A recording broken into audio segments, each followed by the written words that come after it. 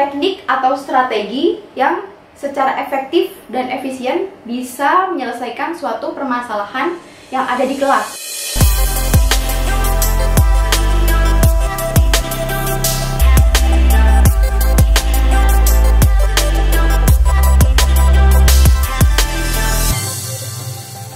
Halo sahabat juara, bertemu lagi dengan saya Diah Ainur Rohmah di arena lomba berbagi informasi untuk Indonesia berprestasi.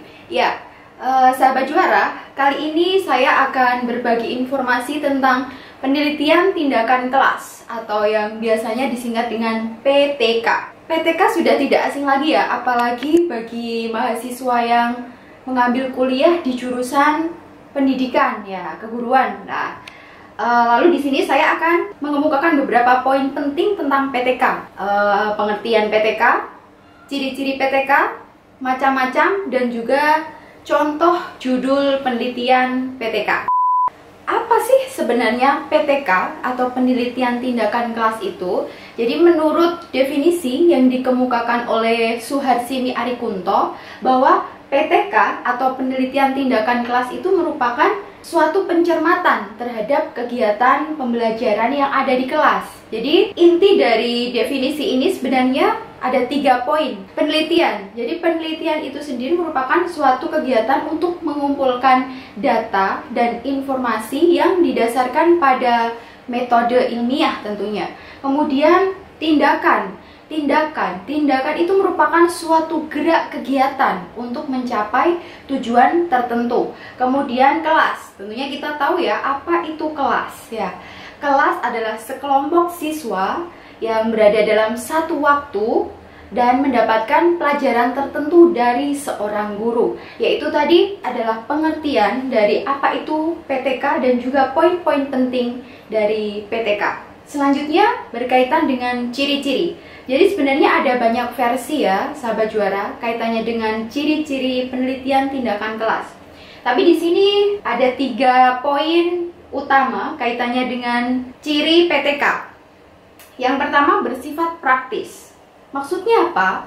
Jadi PTK itu merupakan penelitian yang sifatnya praktis, bukan untuk menguji kebenaran suatu teori, melainkan ya menghasilkan teori yang skalanya lokal, yang dalam hal ini skupnya kelas ya, atau ruang lingkupnya kelas. Kemudian yang kedua ada unsur kolaborasi. Yang dimaksud di sini apa? Dalam PTK itu biasanya guru atau peneliti akan melakukan kolaborasi, misalnya dengan dosen atau dengan ya para ahli pendidikan lainnya. Ya, untuk tujuannya apa? Agar proses penelitian itu lebih objektif. Selain itu, guru juga bisa mendapatkan masukan-masukan teknis yang mungkin selama penelitian dia tidak menyadarinya, seperti itu. Kemudian yang ketiga, guru memiliki peran ganda, yaitu sebagai peneliti dan juga sebagai praktisi.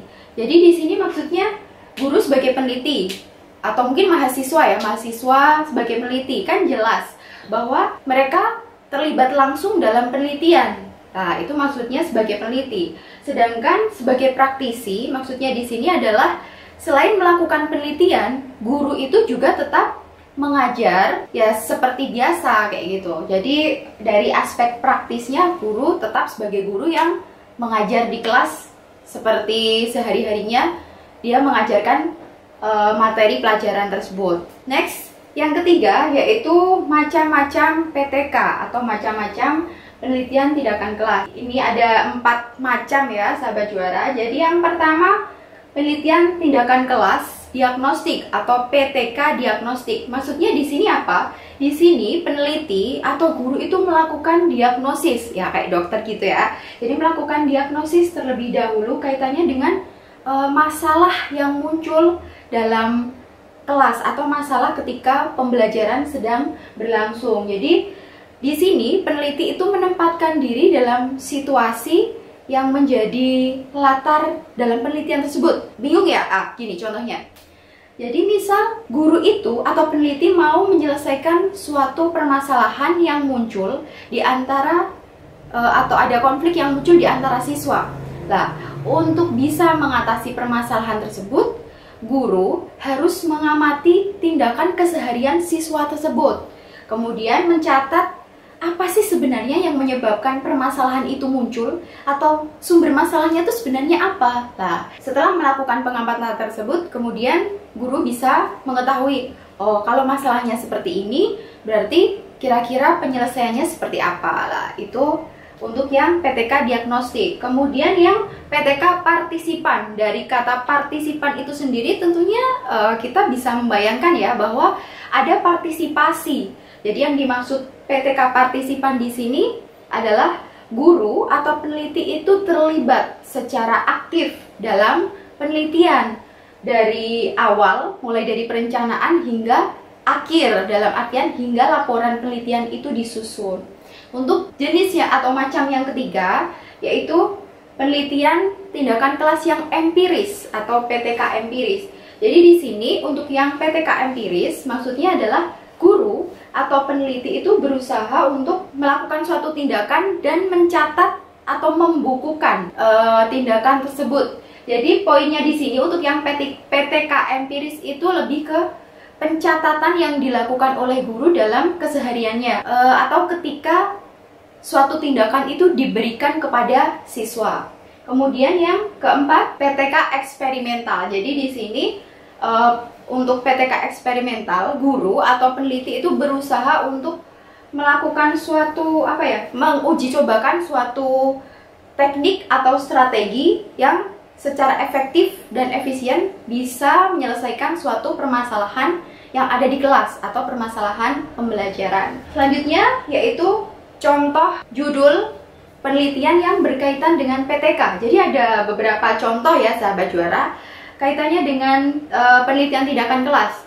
Sebenarnya ada banyak variasi kaitannya dengan judul. Kalau di sini ada 3 contoh judul dengan menggunakan kalimat yang pertama itu pemanfaatan media rekaman monolog dan dialog untuk meningkatkan kualitas pembelajaran menyimak pada siswa SMA kelas 10, tepatnya di SMA Batik 1 Surakarta. Jadi di sini bisa kita lihat bahwa permasalahan yang muncul itu adalah kualitas menyimak. Jadi kualitas menyimak siswa itu ya mungkin masih rendah, kemudian peneliti atau guru itu berusaha untuk menyelesaikan masalah tersebut dengan cara memanfaatkan media rekaman monolog dan dialog. Contoh yang kedua, kita juga bisa menggunakan kalimat tujuannya dulu. Jadi peningkatan kualitas pembelajaran akuntansi dengan pembelajaran kooperatif tipe STAD. Ya, nanti untuk tipe STAD itu apa? Mungkin lain waktu bisa kita bahas lebih lanjut ya. Jadi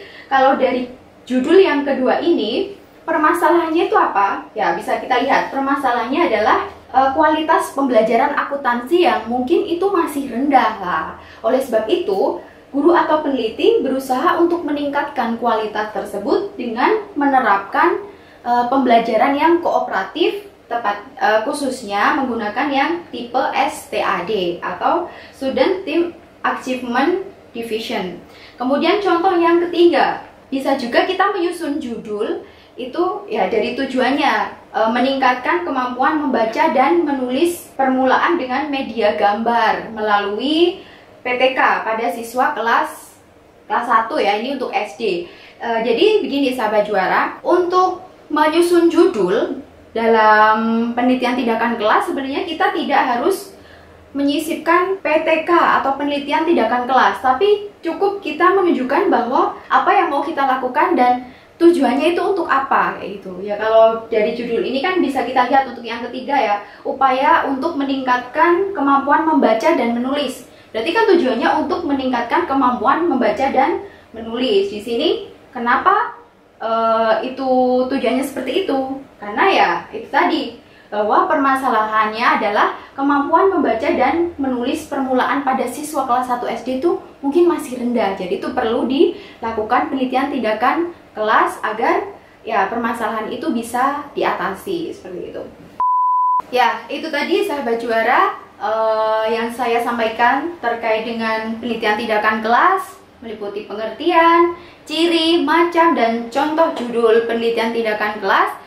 Oke, kalau video ini bermanfaat bagi sahabat juara semuanya, jangan lupa like, subscribe, dan kalau ada yang mau menambahkan komentar, ya kami dengan senang hati menerima komentar tersebut. Terima kasih, bye-bye.